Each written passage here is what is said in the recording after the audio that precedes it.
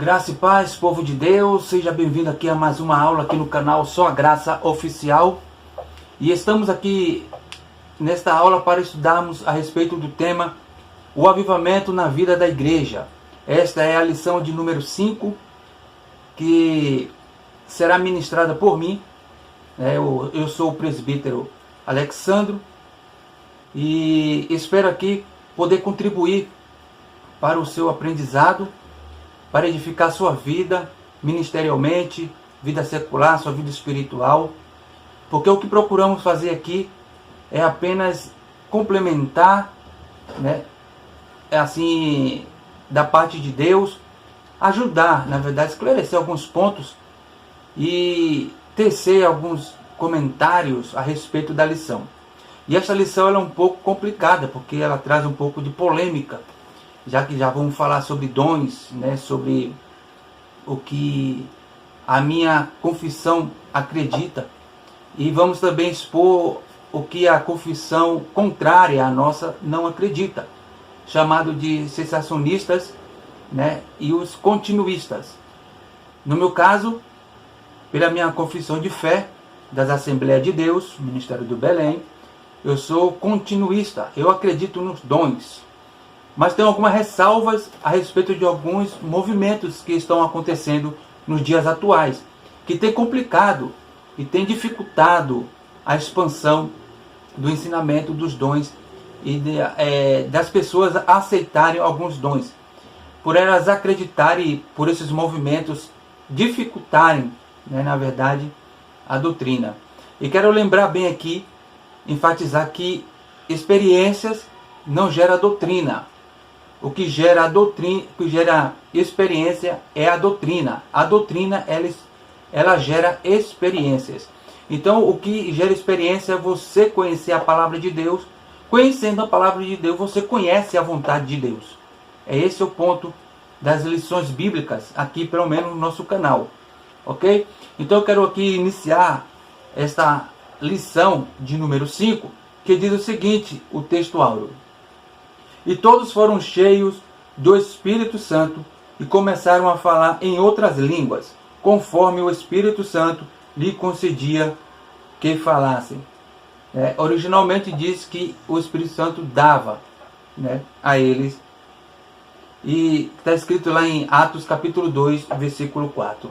O outro ponto aqui que eu quero trazer a você, que é a base desta lição, encontra-se o texto em Atos capítulo 2, versículo do 1 ao 13. Esses são os principais pontos aqui para nós começarmos a fazer a leitura da introdução dela. Ok? Vamos fazer a leitura? A leitura diz o seguinte da introdução. Nos primórdios da igreja, o povo de Deus era avivado e caminhava sob a direção do Espírito Santo. Por isso, nessa lição, estudaremos o papel do enchimento do Espírito no avivamento primitivo. Analisaremos o aspecto dinâmico da igreja e, finalmente, teceremos algumas considerações quanto ao dinamismo avivado da igreja primitiva para os dias atuais. Daí, já de início, vemos que nós vamos estudar a questão dos dons e que esses dons é um dos sinais de avivamento da igreja. E nós vamos ter aí nessa lição 3 tópicos. São eles os tópicos: o batismo no Espírito Santo e o público-alvo. O segundo subtópico diz o dinamismo da igreja apostólica. E o terceiro tópico, um ministério ungido para os dias atuais. Composto aí por alguns subtópicos que nós vamos aí discorrer. Não vou ler todos os subtópicos, porque senão tomaria muito tempo e não daria para tecer alguns comentários. Então, vamos sem mais delongas, o primeiro tópico, como lembrando que eu vou ler apenas alguns trechos. Que diz assim, o primeiro subtópico: o chamado abrangente de Jesus. A primeira condição para receber o batismo no Espírito Santo é passar pela experiência de salvação. sendo necessário arrepender-se e crer no Evangelho. Pois sem arrependimento e fé não há salvação. A segunda condição é obedecer a Deus, pois nosso arrependimento e fé devem apresentar frutos dignos. E finalmente, a terceira condição é santificar-se, pois sem santificação ninguém verá a Deus. Esse chamado de Jesus é para todas as pessoas. Ele antecede a experiência do batismo no Espírito Santo. Então nós temos de princípio 3 posições para se alcançar o batismo no Espírito Santo, conforme a lição nos diz. Primeiro, precisa da salvação, precisa da fé, precisa do arrependimento, precisa da fé, da salvação, ok? Esses pontos que nos traz essa revista, e dizendo, segundo a revista, a colocação aqui do escritor, do comentarista dessa lição, que para a pessoa receber o Espírito Santo, ou seja, o dom de falar em línguas, ou o batismo no Espírito Santo, é necessário que a princípio uma pessoa ainda não cristã, ela se arrependa, ela seja batizada, ela tenha fé. O que muitos confundem a respeito destes pontos é a ordem, porque primeiro, quando se prega a palavra de Deus, a pessoa ela recebe a palavra de Deus por fé. O segundo ato, por ela crer em Deus, em Jesus Cristo, ela se batiza cumprindo-se a Escritura. E então ela recebe o Espírito Santo. Você notou a ordem? Arrependimento, fé, batismo. São 3 pontos no qual a pessoa precisa passar. E ela, após o batismo, que ela recebe o Espírito Santo, ela pode sim, a Bíblia não é contra, a Bíblia não fala que a pessoa não deve, mas muito pelo contrário, deve buscar o dom, os dons. Mas ela não deixa claro que muitas coisas que se ensinam por aí precisa ser prioridade. O que nós queremos dizer aqui é que a santificação ela é prioridade na vida do cristão. Porque você vai encontrar aí que a terceira condição é santificar-se. E santificar-se ela tem um significado muito importante para a vida do crente, principalmente daqueles novos convertidos. Porque as pessoas pensam que santificar-se ela é uma pessoa que precisa se afastar de tudo e de todos. Mas santificar-se quer dizer não praticar mais o que o mundo pratica. Tudo aquilo que desagrada a Deus deve ser evitado. Isso é santificação. Santificação não é dizer que você se tornou uma pessoa tão santa que você não pode mais ter amizade com outras pessoas que não sejam cristãs. Santificação quer dizer que você pode ter amizade com as pessoas que não são cristãos, mas que você não pode praticar o que essas pessoas praticam. Tudo aquilo, e o que é que essas pessoas praticam? Se você conhece alguém que pratica tais coisas: mentira, adultério, roubo, falsidade, comentários maldosos, comportamentos que não condiz com a vida cristã. Essas são as atitudes que devem ser evitadas e que são consideradas santificação para o crente. Evitar esses tipos de coisas, tipo de comportamento, pensamentos. Então são pontos importantes para entendermos. E aí então você buscar os dons. Quais são os dons? Lá em primeira carta de Paulo aos Coríntios, capítulo 12, ele dá uma lista de alguns dons. Você pode ler o capítulo 12 ao 14, que lá tem uma lista, e ele vai dizer que são vários dons, mas que o Espírito é o mesmo. Ele que concede os dons. E ele segue dizendo que esse chamado de Jesus é para todas as pessoas. Ele não é exclusivo. Esse chamado não é exclusivamente para os crentes, mas para todos que quem crê em Jesus Cristo. Então é importante aqui esse ponto nós entendemos esse primeiro tópico. E aí no segundo tópico ele diz o quê? A promessa para todos os salvos. Depois, veja, por meio da pregação as pessoas são chamadas ao arrependimento. Elas se batizam. Elas recebem o Espírito Santo. O Espírito Santo dá dons, com exceção do dom da salvação, que esse, quando a pessoa ela recebe por fé a Cristo, se batiza, ela recebe a salvação. Mas eu estou falando aqui, ela recebe os dons para a edificação do corpo de Cristo, da igreja, de si mesmo. E existem vários dons. Eu quero aqui já fazer uma distinção entre dons especiais e dons comuns. Por exemplo, vamos usar aqui primeiro o exemplo dos dons comuns. O jogador de futebol que joga no time profissional, ele recebe o dom comum que ele recebeu. Um carpinteiro, que é o bom carpinteiro, ele recebeu esse dom, que é um dom comum. O médico, ele recebeu o dom de estudar, se aperfeiçoar, é um dom comum. E o que é dons especiais? Dons especiais são esses, que a Bíblia fala.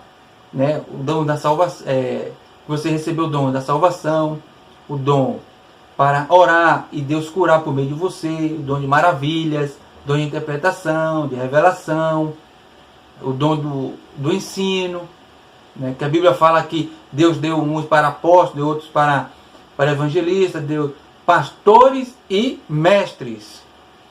Esses dois são juntos, pastores e mestre. O pastor precisa ser mestre.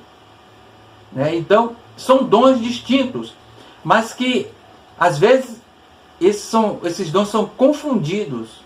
E precisa, assim, notar-se que Deus dá esses dons também naturais para as pessoas comuns, para que esses dons também sejam usados dentro da comunidade cristã. Por exemplo, um dom comum usado dentro da comunidade que as pessoas desprezam. Por exemplo, existe uma necessidade de fazer uma instalação elétrica. Você acha que todo mundo sabe mexer com eletricidade? Com fios? Com instalações?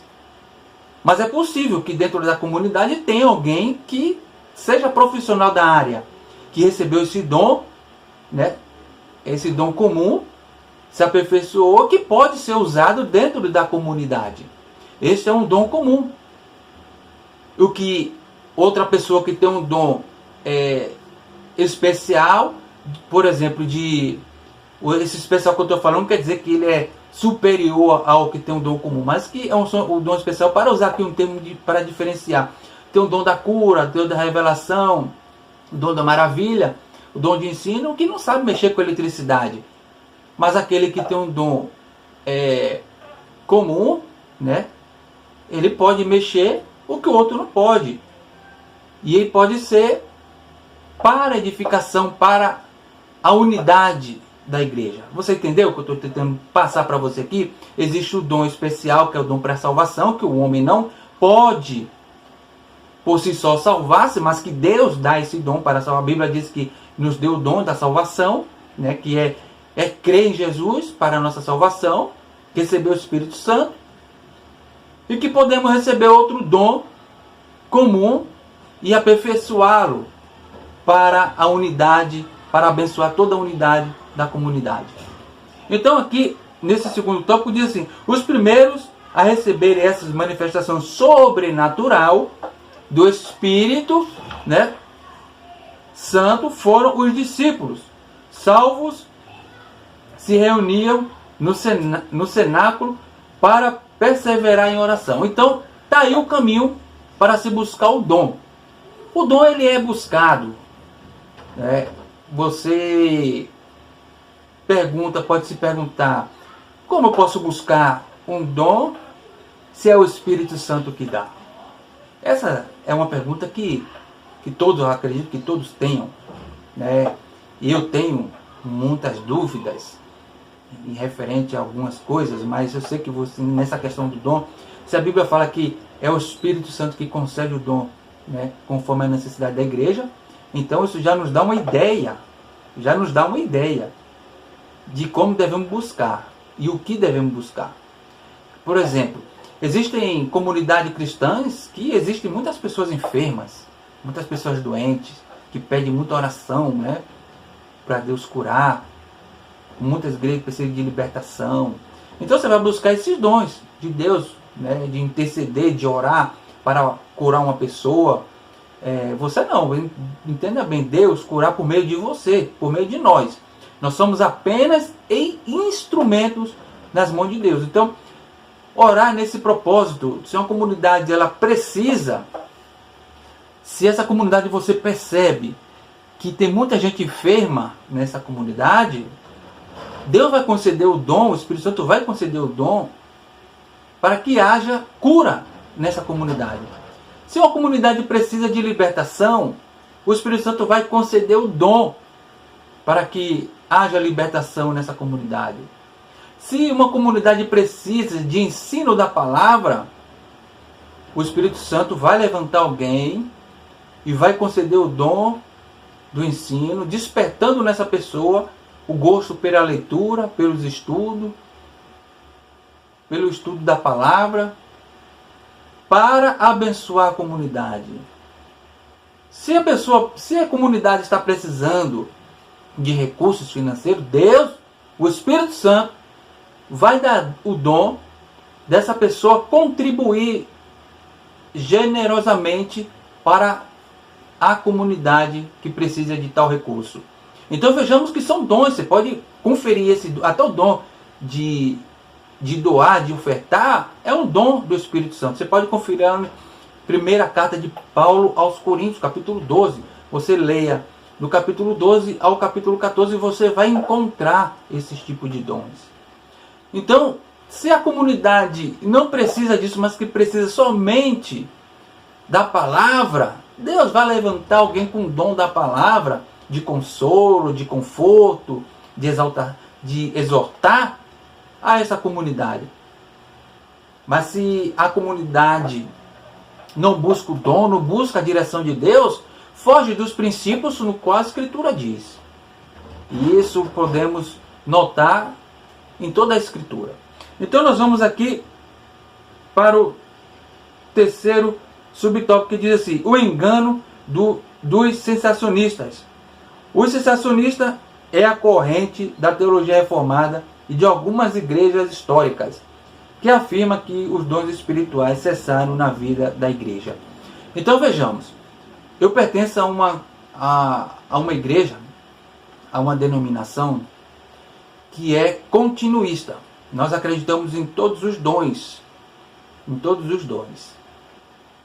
Mas existem outras comunidades de outras denominações que não acreditam na continuidade dos dons.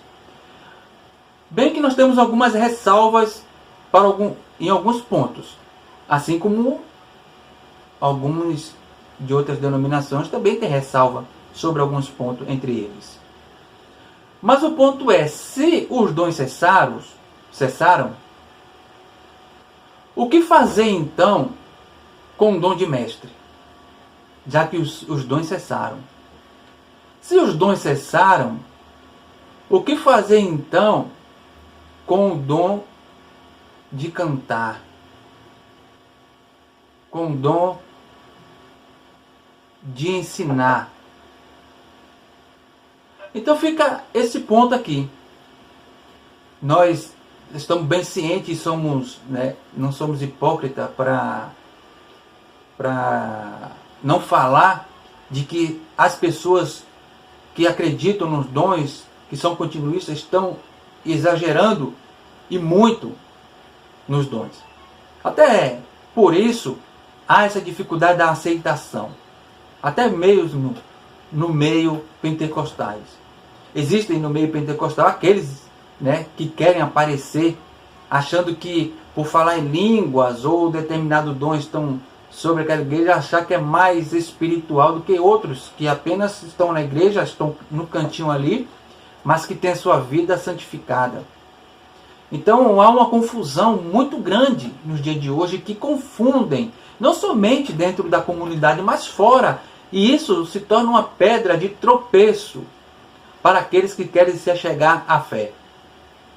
Porque as pessoas estão exagerando muito no ponto, por exemplo, no falar em línguas, né? Parece que estão falando algo corriqueiro do dia a dia, falando idiomas do dia a dia, e isso não está escrito.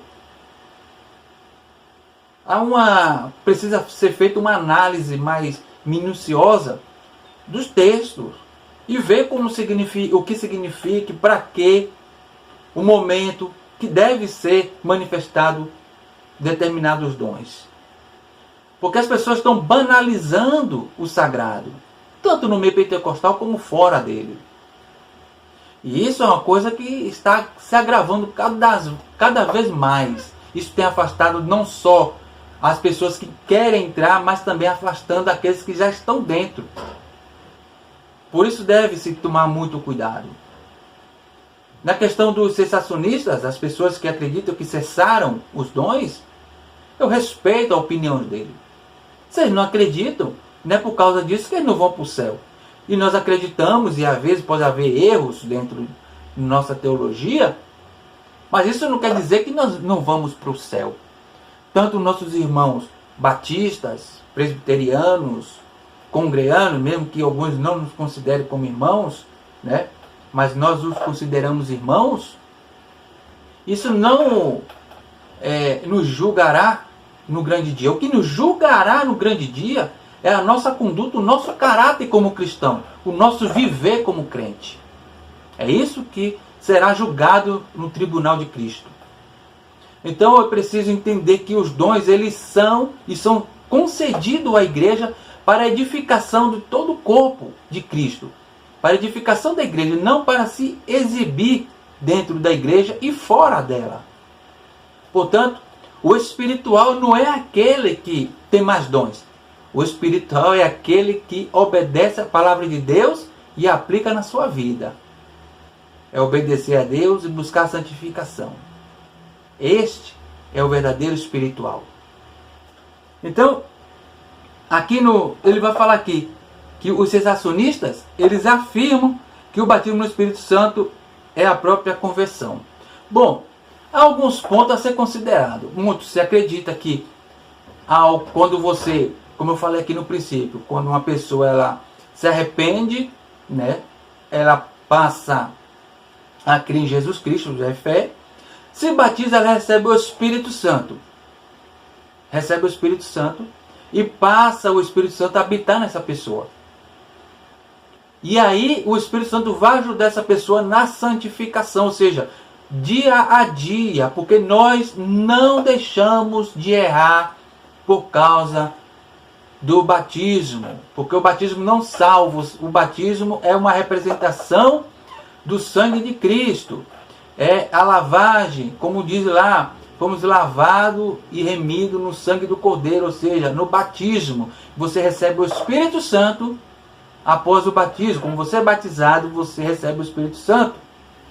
E isso gera a santificação gradualmente. A pessoa não deixa de errar da noite para o dia. Lembre-se, no estágio da salvação de uma pessoa, existe três estágios, que é: Deus livra você da condenação eterna, quando você passa a crer em Cristo.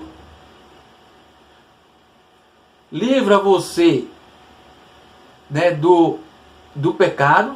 O pecado já não tem mais poder sobre você. Ele não terá mais poder, porque depois do batismo você vai buscar a santificação e você já não é mais escravo do pecado. Você agora é livre em Cristo para viver para a glória de Cristo. E terceiro, você será tirado da presença do pecado de uma vez por todas. Ou seja, no retorno de Cristo, quando Cristo vier nos buscar, levará nós para o céu. E aí estaremos livres da presença do pecado. O pecado não terá mais como nos atacar. Mas enquanto nós estivermos aqui, o pecado estará sempre ao nosso redor, à nossa frente, procurando fazer com que nós nos afastemos da santificação. Então o cuidado é este. Esse é um grande dom, esse é um grande avivamento na vida do cristão, quando ele busca a santificação. porque eu quero aqui trazer um pouco de polêmica nessa questão. Porque como eu sou do meio pentecostal, eu vejo, né, não só na comunidade de onde eu pertenço, mas em outras comunidades que eu converso com alguns irmãos e irmãs, que essas pessoas que parecem demonstrar, se exibir muito, que tem os dons disso e daquilo, são as pessoas que dão mais trabalhos, né, ao pastor. Mas as pessoas que são e buscam a santificação, aquelas pessoas mais quietinhas, mas que estão no culto, vão adorar a Deus, estão na escola bíblica dominical, são as pessoas que menos dão trabalho. Você pode se perguntar, às vezes, eu já me perguntei muito, mas essa pessoa, será que ela não é crente? Será que ela não crê em Deus? Porque ela não se manifesta de forma que a gente possa ver. E daí, conforme o tempo, o Espírito Santo foi me mostrando que essas pessoas também, né, elas são salvas em Cristo e que são espirituais e que manifestam e glorificam a Deus da forma que manifestam, quietas, frequentes no culto, na escola bíblica, leem a Bíblia em casa, oram, louvam a Deus em sua casa, no seu trabalho. Então, essas pessoas são espirituais, têm um caráter irrepreensíveis, são as pessoas honestas, são pessoas que têm um bom coração. Ao contrário de outras pessoas que você pode ver se manifestando dentro da igreja, falando em línguas, rodando, correndo dentro da igreja, né, rodopiando, revelando e coisa mais. E quando você vai ver a vida fora da igreja, é uma pessoa que não tem um caráter, é mentiroso, é mentirosa, não honra com seus compromissos, dá trabalho ao pastor, são pessoas que só andam se envolvendo em confusões, formam facções dentro das igrejas. Isso é o contrário totalmente de um avivamento verdadeiro. O avivamento verdadeiro é isso, é caráter, é transformação, é a pessoa querer imitar a Cristo, ter a mente de Cristo, ter a atitude de Cristo. Isso é um avivamento, não é isso que a lição diz? Um avivamento na vida da igreja. E aqui nós estamos aqui nos referindo à pessoa, à igreja invisível. Não estou falando da igreja visível, mas da igreja invisível, que é as pessoas. As pessoas precisam demonstrar que elas são pessoas avivadas, né, na palavra de Deus, dentro da igreja, tendo bom comportamento, tratando bem a esposa, o marido tratando bem a esposa, os filhos, cuidando bem da sua família. Do outro lado também as mulheres precisam também ser as mulheres obedientes aos maridos, boas esposas, cuidar bem do marido. Então são esses os sinais de um verdadeiro avivamento. O sinal de um avivamento mentiroso são aqueles que o marido não respeita, trata mal a esposa, os filhos, mas quando chega dentro da igreja é uma pessoa que parece que é o mais santo de todos. Da mesma forma as mulheres. Isso não é avivamento. Avivamento é caráter, é querer viver como Cristo, é tentar viver o evangelho genuíno. Isso é santificação. Isso é buscar a santificação. Isso é buscar os dons de Deus. Falar em línguas é um dom. Mas santificar-se é ainda mais prioridade. Porque a Bíblia diz que o quê?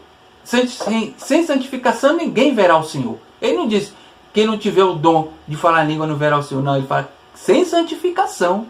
Sem santificação ninguém verá o Senhor. Aí nós vamos aqui agora ao segundo tópico, que diz o dinamismo da igreja apostólica. A igreja nasce avivada. Do ponto de vista histórico, a igreja passou a existir no dia de Pentecostes. Isso ocorreu sob a atuação direta do Espírito Santo. A igreja nasceu avivada, assim como o tabernáculo foi consagrado pela descida da glória divina. A igreja foi consagrada pela descida do Espírito Santo. Esse é um ponto muito importante né, para nós refletirmos sobre isso. E você também pode refletir grandemente a respeito desse ponto. E entendemos que tudo veio já ali em Atos ali, capítulo 2, na descida, no dia de Pentecoste, nas festas da colheita, o Espírito Santo, onde todos que estavam ali foram revestidos de poder. E esse revestimento não foi para se exibir, mas para cumprir uma missão no qual eles foram chamados e foram enviados. A grande missão foi falar àqueles que estavam ali na festa. Foi um momento propício, né, no qual os apóstolos ali, eles saíram para fora depois de receber o revestimento, receber o Espírito Santo, saíram para fora e falaram ao povo que ali estavam naquela festa. Uma festa tão importante para o povo judaico, e que as pessoas estavam concentradas, tinham pessoas de vários lugares e de várias cidades, países, que se reuniram para essa grande festa. E Jesus, como sempre, Deus não faz nada por acaso. Porque vai acontecer uma festa. Não, já estava tudo decretado para dia e hora acontecer. E o Pentecostes não foi diferente. Estavam ali pessoas reunidas de vários lugares, né? E a Bíblia fala sobre isso, pessoas de Roma, de Pátimo, de Patos, da Capadócia e outros lugares, e que ouviram falar no seu próprio idioma. Então isso é importante nós entendermos, que naquele ponto ali a gente fica pensando assim, como teólogo e estudante da palavra de Deus, se Deus fez um milagre ao falar ou fez um milagre nos ouvidos. Isso é interessante nós refletirmos. Porque eles ouviram em seu próprio idioma, quando Pedro pregou ali para eles. Então isso é um ponto aí muito interessante. E ele diz aqui: portanto, ali no Pentecostes, o Senhor da igreja iniciou o maior avivamento da história humana. E verdade, né? Ali aconteceu um grande avivamento. A princípio da igreja, né? O povo de Israel aconteceram outros, mas aqui, como o foco é a igreja, em Pentecostes iniciou-se sim o grande avivamento. E avivamento é isso. Você não vê ali nenhum outro, os apóstolos se exibindo, mas pregando.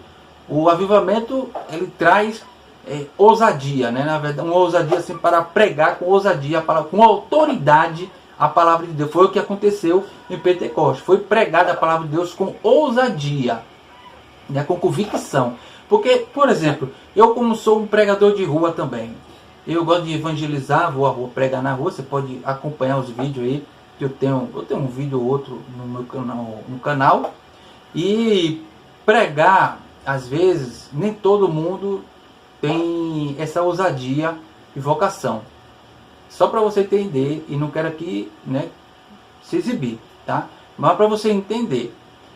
Porque antes de você ir para a rua, você precisa orar. Você precisa buscar a Deus para que Deus te revista com autoridade, para você pregar a palavra com autoridade. E naquele momento ali em Pentecostes, Pedro, quando tomou a palavra, ele pregou com autoridade, trouxe a memória do povo, o passado, e refletiu nas suas mentes, ouvidos e coração o presente no qual estava dirigindo a palavra dele, a palavra de Deus. Porque o Espírito Santo, ele faz isso, ele geralmente traz aquilo à nossa memória, aquilo o que era, e traz ao presente, mostrando que é possível uma transformação. E que ninguém pode, nem precisa caminhar e prosseguir no erro, mas que pode mudar. E essas mudanças, elas ocorreram ali no Pentecostes por meio da palavra. Não foi por meio de malabarismo, como nós vemos hoje, no dia de hoje, chavões. Foi a palavra de Deus. Isso é que transforma. Porque Paulo vai dizer na carta aos Romanos, capítulo 1, versículo 16, que o Evangelho de Deus é poder para a salvação de todo aquele que crê. O Evangelho, a palavra de Deus é poder. Se a pessoa que está ouvindo crer, ela será impactada, será transformada por essa palavra. Então, é isso que essa lição nos diz, que avivamento é por meio da palavra, de busca, de santificação. Os dons, eles são importantes. Eles são importantes, mas prioridade é a santificação. E ele diz aqui: após o Pentecostes, a igreja apostólica pregava na autoridade do nome de Jesus, na unção e no poder do Espírito Santo. Por isso, nessa igreja havia perseverança na doutrina, na comunhão e na oração. Veja, o que é que eles perseveravam? Eles perseveravam na doutrina, na comunhão e na oração. Na doutrina o quê? Na palavra de Deus. Na comunhão, na união entre os irmãos. Deus não age onde há confusão, onde há desacordo. Na oração que estavam reunidos, orando, buscando esse revestimento, essa busca, essa promessa. Então vejamos que estes são os pontos principais para se obter os dons. Perseverar na doutrina, que é o estudo da palavra, a escola bíblica dominical, culto de ensino, nos cultos públicos, é você estar buscando, adorando a Deus. Na comunhão, é ter comunhão com os irmãos, com a comunidade onde você congrega. É você ter a participação na alegria e na tristeza dos seus irmãos. E oração, orar. Aí você pode me perguntar: quanto tempo? Não sei, é você que sabe. Às vezes você precisa orar 5 minutos, às vezes 1 hora, meia hora, não sei. Às vezes Jesus chegou a falar, dizer que não é por muito falar que seremos ouvidos. Então o que ele quis dizer é que às vezes devemos ser claros e objetivos em nossas orações. Então, às vezes a pessoa passa 1 hora, 2 horas falando a mesma coisa, repetindo, e às vezes não é ouvido, e às vezes a pessoa dobra o joelho 5 minutos, fala sinceramente do coração, objetivo, e Deus ouve e responde rápido. Então são coisas distintas, né? Não estou dizendo que a pessoa que passa mais tempo orando não vai receber. Não estou dizendo isso. Eu estou dizendo que pode acontecer. Como pode acontecer também que a pessoa que ora 5 minutos e não receber nada, nenhuma resposta. Então são coisas relativas. Aí no terceiro tópico diz o seguinte: um ministério ungido para os dias atuais. Na unção do Espírito Santo, a pregação cristã deve ser acompanhada de poder, sinais e milagres. Então, esse terceiro tópico aqui, ele é bem enfático em dizer que a pregação ele deve ser com ousadia. Ousadia que eu estou dizendo assim não é você, ao pregar, principalmente na praça, se você for numa rua, em qualquer outro lugar fora da igreja física, você afrontar outras religiões, porque isso é crime. Você pode ser preso por isso.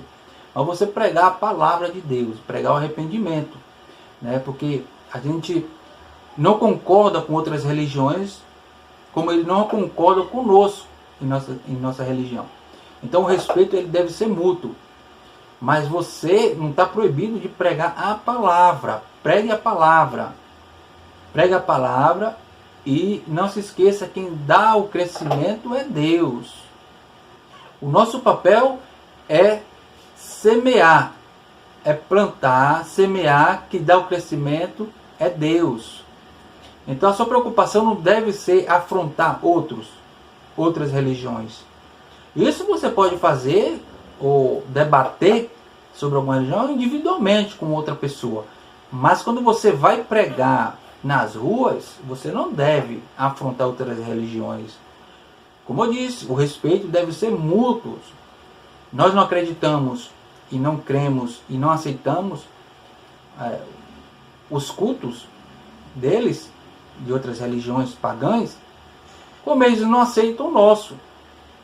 Então, o importante é pregar a palavra, mostrar por meio da palavra que Deus é único.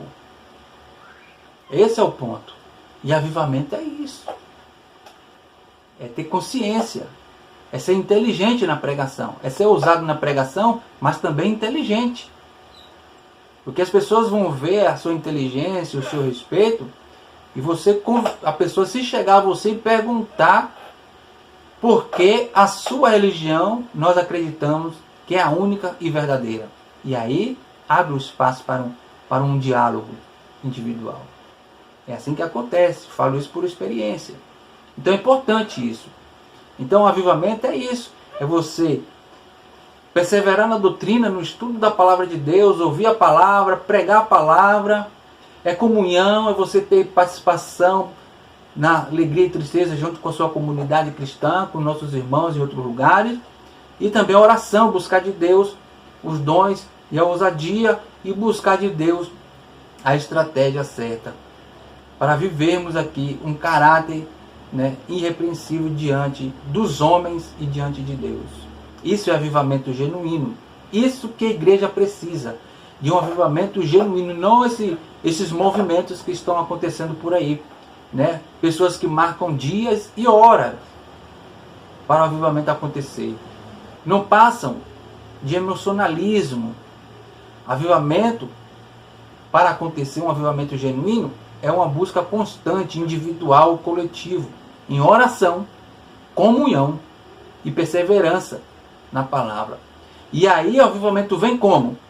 Vem revestindo você e a mim a buscar a santificação, a buscar comunhão com os irmãos, a buscar ir aos cultos, às escolas dominicais, a tratar bem a família, esposa, filhos, a tratar bem aos amigos, ser um bom funcionário na sua empresa, respeitar os patrões. Isso é um avivamento para o crente. Não ao contrário disso. Fora disso é enfermidade espiritual. Então nós temos aqui esse ponto.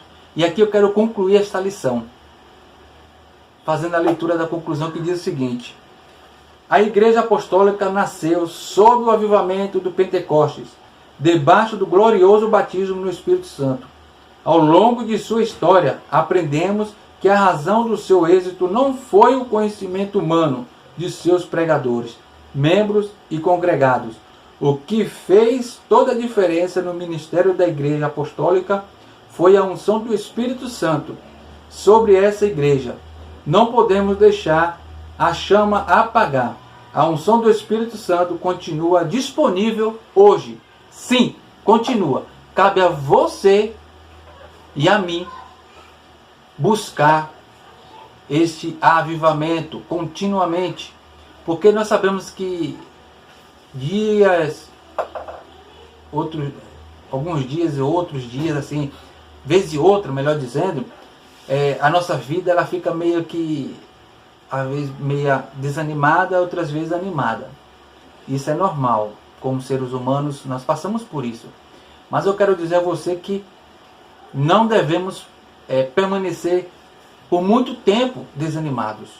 Porque nós sabemos que existe um Deus e Ele é o nosso Deus. Como ele diz na Escritura, lá em Jeremias capítulo 31, versículo 33. Ele diz que é o nosso Deus. E ele dizendo isso, que Ele é o nosso Deus, devemos buscar refúgio nele nos momentos difíceis. E os momentos difíceis sempre virão. O desânimo, a tristeza. Mas elas não podem sobressair a alegria que nós temos no Senhor e a confiança que temos nele. Por isso eu quero dizer a você, nesta aula, se você busca um verdadeiro avivamento, o caminho é perseverar na doutrina, na comunhão e na oração. Que Deus te abençoe em Cristo Jesus.